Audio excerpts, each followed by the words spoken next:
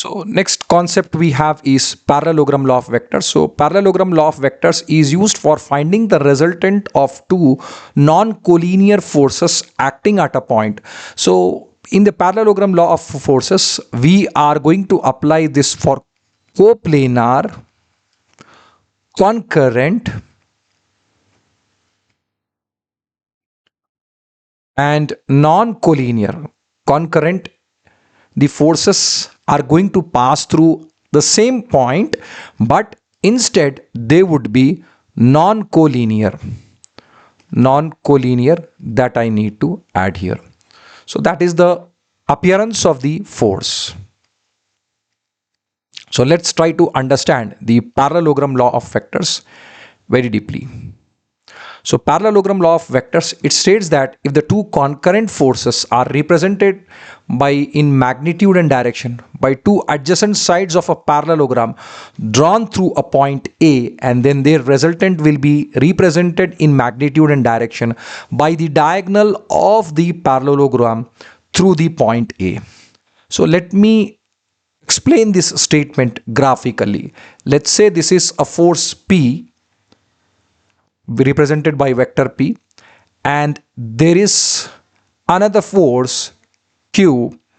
Okay, so the resultant of these two forces, that is R, and that is going to be represented by the diagonal of the parallelogram.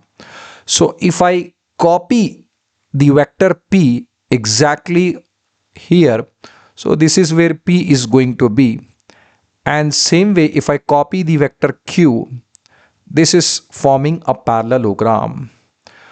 So this is how the resultant is obtained in case if the forces are non-collinear. So R here represents the resultant, and P and Q are coplanar, concurrent, non-collinear forces. Okay, so we need to derive the mathematical expression for the resultant. Let's see the explanation in detail. Now let's try to deduce the expression for the resultant of the vector. So let me draw the vectors. Let's say P is horizontal. This is vector P, and another vector Q. So the angle made between P and Q is theta, and the resultant would be passing through the point P, the point where, let's say O, where P and Q are going to intersect. But before that, let me draw a line parallel to the vector P and another line parallel to vector Q. The resultant is given by the diagonal, as we can understand that from the statement. So this is how the direction of resultant, it forms a diagonal. Let's say it is making an angle alpha, and this is R. So if we recall the basics from the addition of vectors, this would be vector P, and on the head of P we will be adding vector Q, and the resultant is formed by starting a vector from the tail of P and terminating it at a head of Q. This is R.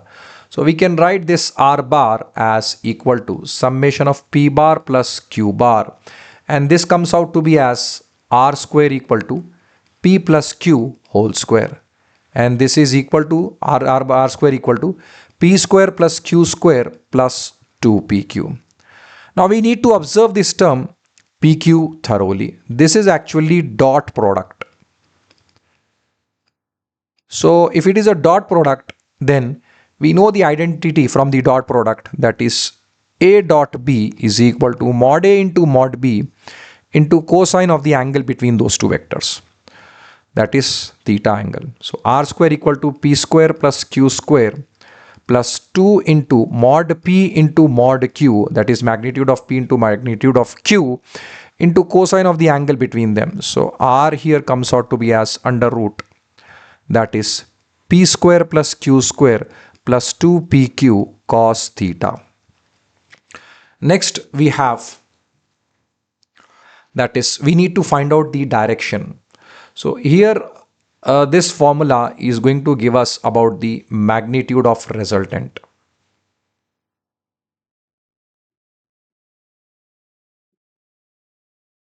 And next is the vector, the direction of r with respect to p. So this is alpha. Alpha, that is tangent of the angle we need to take up. So here this is vector q and it is going to make an angle theta with p. So the vertical projection of q will be q sine theta and the horizontal projection of q will be q cos theta.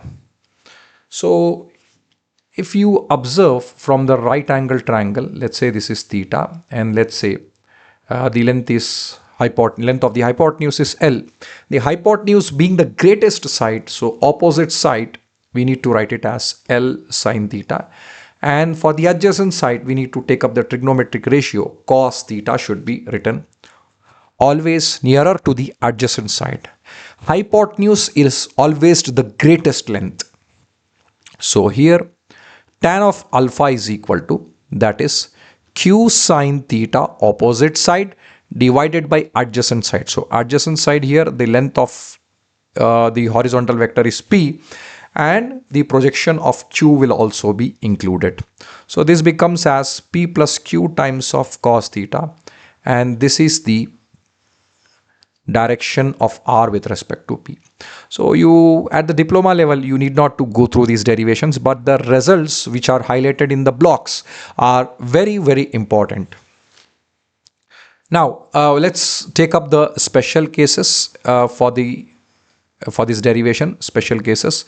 First case, we have got theta equal to 0 degrees. When theta equal to 0 degrees, which means the r square equal to p square plus q square plus 2pq, or which comes out as r equal to p plus q, because this is from the formula, that is r square equal to p plus q whole square. It is square and square will get cancelled, and if we redraw the orientation of vectors, let's say this is vector p and another vector q, so the both vectors will be collinear to each other. This is a case when the collinearity exists.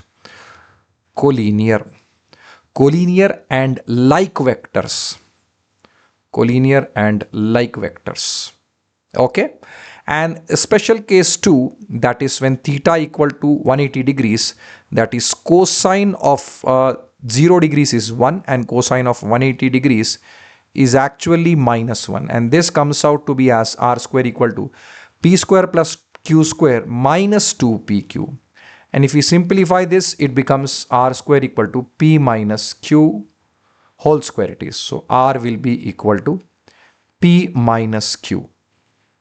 And if we try to redraw the vectors, so the vectors which are pointing towards right side are taken as positive. So this is p, and the vector q is going to be towards left side, that is opposite to that of p. So this is vector q. And here you can see the vectors. This is also a case when the vectors are collinear or the forces are collinear. Forces are collinear and unlike. Collinear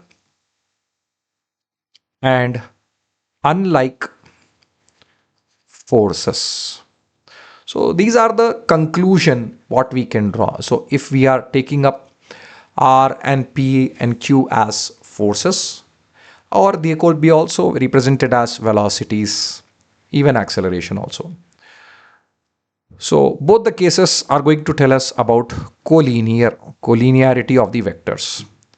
And when theta is equal to 90 degrees, then r, that is cosine of 90 degrees, is equal to 0, and r square equal to p square plus q square, and r is equal to root over p square plus q square.